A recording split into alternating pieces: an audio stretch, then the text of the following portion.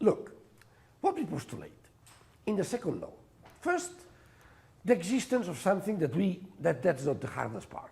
That there exists something that we call the absolute temperature, which is always positive. Not temperature, absolute temperature. We postulate that from experiments. We have seen that if we cool something, there is a limit beyond which it's not possible to extract more heat from it and decrease the temperature. What is this limit? You know the number, the figures? 273. Exactly, degrees Celsius. Okay? So, Celsius degrees. So that is something that we say, we just postulate because it agrees with our perception that in terms of absolute temperature, the absolute temperature scale, there is that temperature is always positive. You cannot go beyond that. We postulate that. Okay. Second part is harder. We postulate that exists a new variable that is called entropy and denoted by S, capital S here. The entropy, which is a state function. So that means that every system has univocally defined its entropy, its total entropy.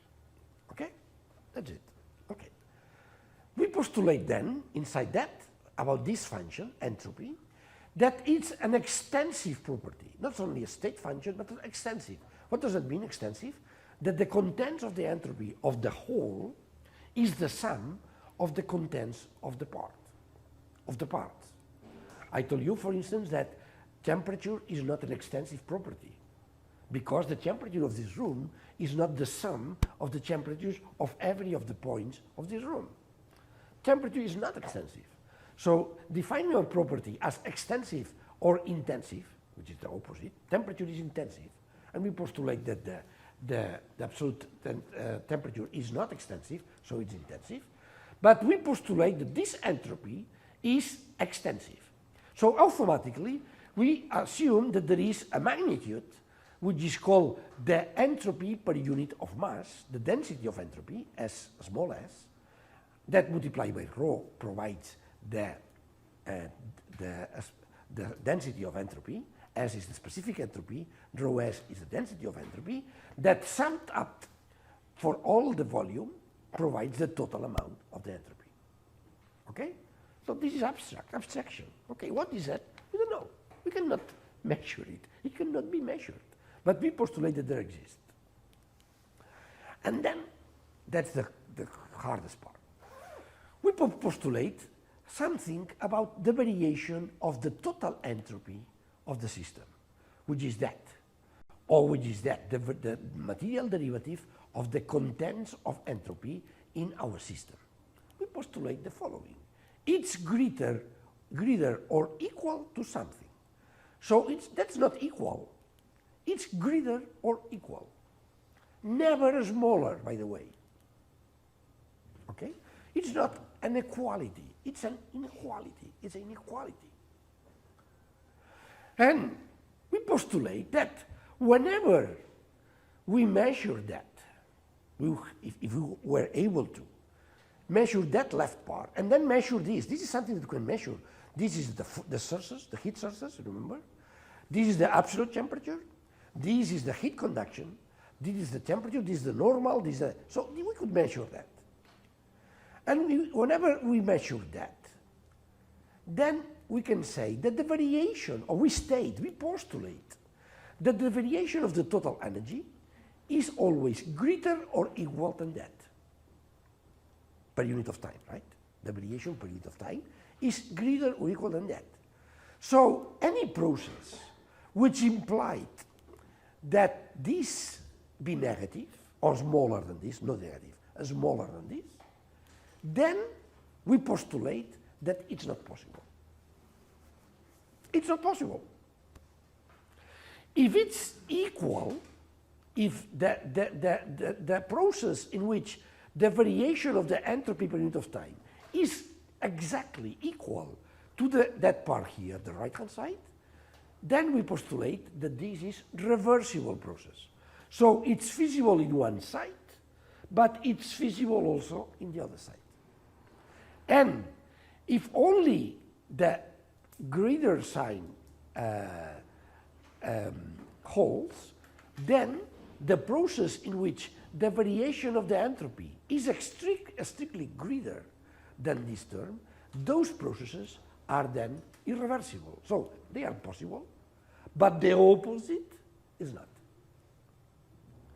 So look at the ambition of what we are postulating here. It's ambitious. So this sign here discriminates processes that at this time, for this system, having these properties, can happen if processes in which the variation of the entropy is a smaller period of time, is smaller than this, automatically are qualified not possible, not feasible in our universe, in our theory at least, in the field of validity of our theory. Processes in which this equality holds are qualified as possible and also reversible. So not only those processes are possible, the opposite ones are possible too. And finally, processes in which this inequality only holds as a greater sign are possible in the sense that keep that greater than this, but not in the opposite direction. Okay? That is what we postulate. This is a sort of indicator. So you guys, you want to know if some possible is feasible, infeasible, reversible, irreversible. We just measure that, and compare. And that process that you have imagined, if gives the left-hand side grid smaller than the right-hand side, you can discard it. It's not possible. If it's equal, it's possible. And also the opposite process. And if it's greater, it's possible, but the opposite, the reverse process, is not possible. R is that's something. R is the data, a property that informs about the source term of the heat. R is the amount of heat, which is, I just put that example that I have some properties in my back, and then internal sources of heat could happen, for instance, exothermical reactions. So the measure of the amount of heat entering my system through internal generation of sources is R, a scalar function of space and time, which is supposed to know. Q is something that is known also, is the heat conduction term. We'll go back to that. It's something that is supposed to know. And this is the absolute temperature. Okay. So far, we postulate that. Now let's operate a little bit about that. It's not, we are not done yet. So that is the first postulate, absolute temperature. Second postulate, entropy.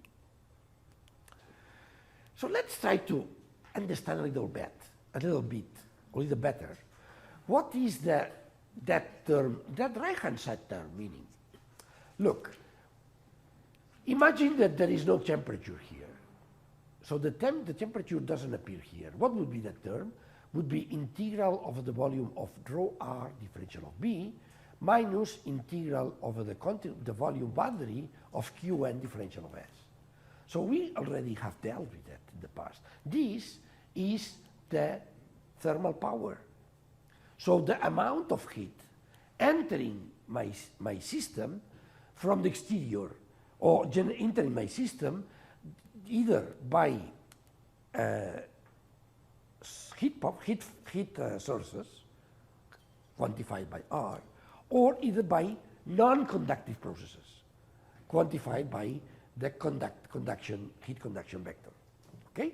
We already done that. So if we had a property that we name heat, then by naming or by identifying R as the production of this property, heat, per unit of mass due to the internal sources, and by identifying Q as the convective flux, non-convective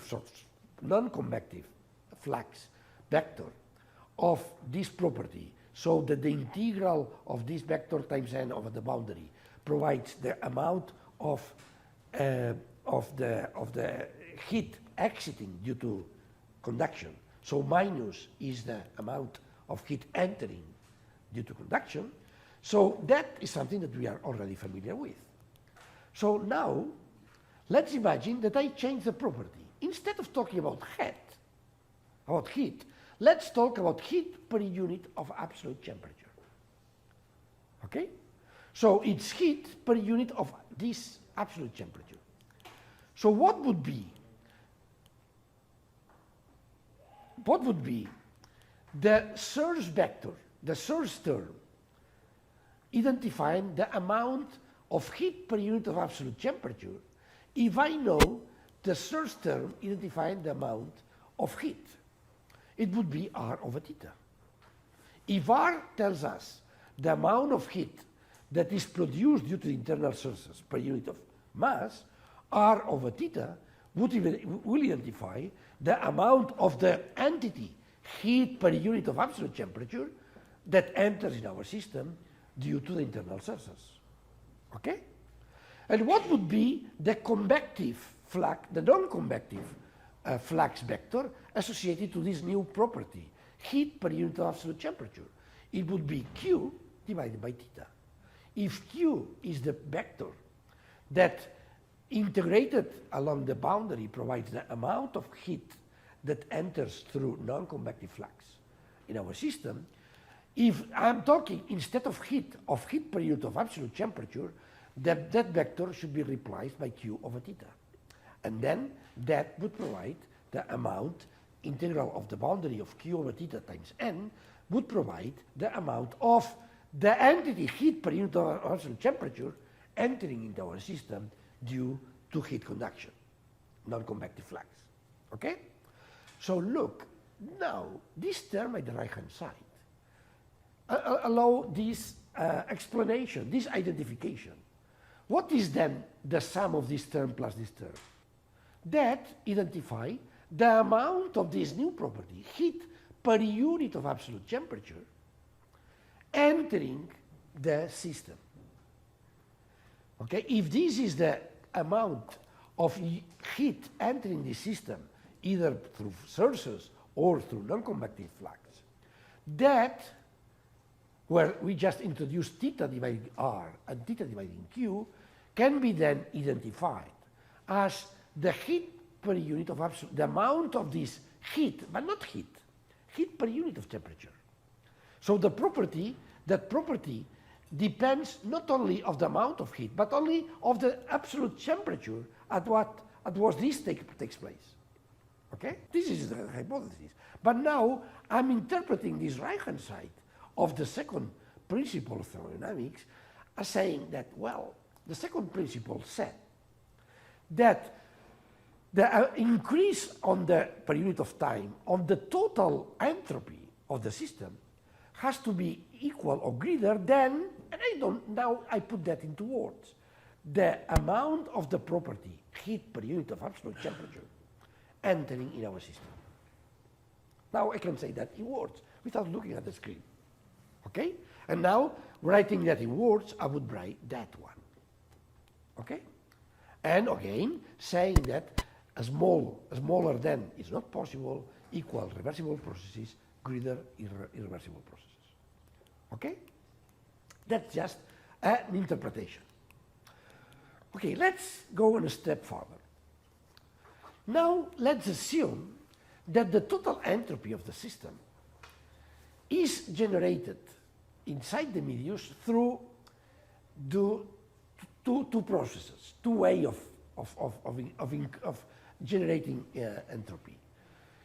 So we can say that the variation of the entropy is due to the internal variation of the entropy, and the variation of entropy due to the interaction with the exterior.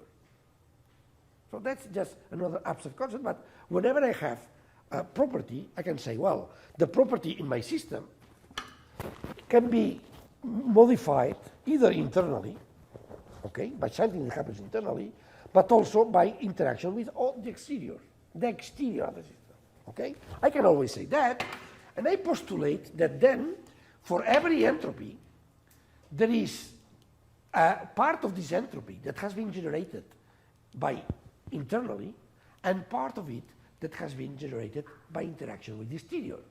So any variation of this entropy is produced by internal variation due to internal actions and variation due to interaction with the exterior. So we postulate that both the internal generated entropy and the external interaction generated entropy are both extensive properties. So we can talk about as small as I or as small as E as the specific contents per unit of mass of the internally generated entropy and the externally generated entropy, right? It's just another step. So now let's replace this equation into that part here. So by doing that, just I rephrase saying, okay,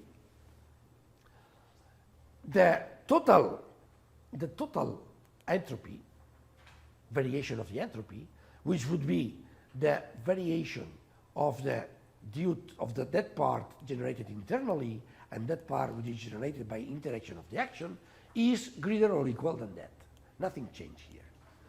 But now we postulate that the entropy which is generated by external interaction equals this gamma E that appears here, equals that term which is the amount, now can interpret it as the amount of heat per unit of absolute temperature that enters into the system. That's a postulate again. That is a postulate. There is no, that's the genius of the scientists that just postulated that. They say, well, this part on top of these two postulates, 1 and 2, I postulate that this term here just equals that amount of the entropy, the variation of the entropy, that is generated by the interaction with the exterior. Consequences, well, if I replace that, and this part here is equal to that part here, what can I say with that? If this, from this equation, if I say that this is equal to that, what can I say about that? It's greater than 0. See, A plus B greater or equal than B, what can I say about A? A is greater than 0. So that is what it's saying here. That part of the entropy which is produced by internally in the system with no interaction with the exterior, which is the total minus the externally generated, is then the total minus that part here, that is greater than 0. And then I come back to your question. What increases always, what we postulate that is always increasing, is not the total entropy, but the entropy that is generated irrespective the exterior of the system, that is generated internally with no need of interaction with the exterior. That is what we are postulating. So now we can rephrase the second principle of thermodynamics saying the variation of the total entropy minus this term that from one side is the amount of the property heat per unit of temperature, absolute temperature in the system, and on the other side is identified as the externally generated entropy. That part, we say that it's always greater than 0. And this happens for all parts and all subparts of our domain. Okay? So this is the second principle of thermodynamics. And can be interpreted as that, saying that the internally generated entropy, it's always increasing. So if this internally generated entropy, expressed in that way, the total minus this, is smaller than 0, the process is unfeasible. Doesn't happen in our universe. If it's equal than 0, the process is reversible. It can take place in both sides. And it's greater than 0, it's just irreversible. It can take place in one side, in one sense, but not in the other. Okay? So this matches a little bit with the concept that probably has come to your minds from another context, saying the entropy, it's always increasing. But this is not a complete sentence. The entropy which is internally generated by the system, that comes from internal generation of the system with no interaction with the exterior, it's always positive. The total entropy can decrease, but that part should always increase. If it decreases, that's possible, that the process is not possible. In other words, only processes that imply an increasing, a positive variation of the internally generated entropy are feasible. Those which doesn't imply that, they are not possible. So finally, what can we say here exactly? Let's go to a perfectly isolated system like that. Okay, I anticipate that there is no perfectly isolated system. As we have said several times, the only perfectly isolated system is the universe. So what can we say about the total energy of the universe? It's always increasing. In the universe, in an isolated system, since there is no interaction with the exterior, then the total variation of the entropy is just the one in the interior of the system. And in that case, then we can say that the variation of the entropy is positive. This can be strictly stated only for the universe. So when we heard that the entropy of the universe always increases, that's true, because the universe is an isolated system. But if the universe was able to exchange entropy with the exterior, then the entropy could be negative, the total entropy could be negative, the balance could be negative. So going back to the equation, exactly as you mentioned here, if that external energy is always zero, then this term is zero, and then the variation of the entropy is always positive.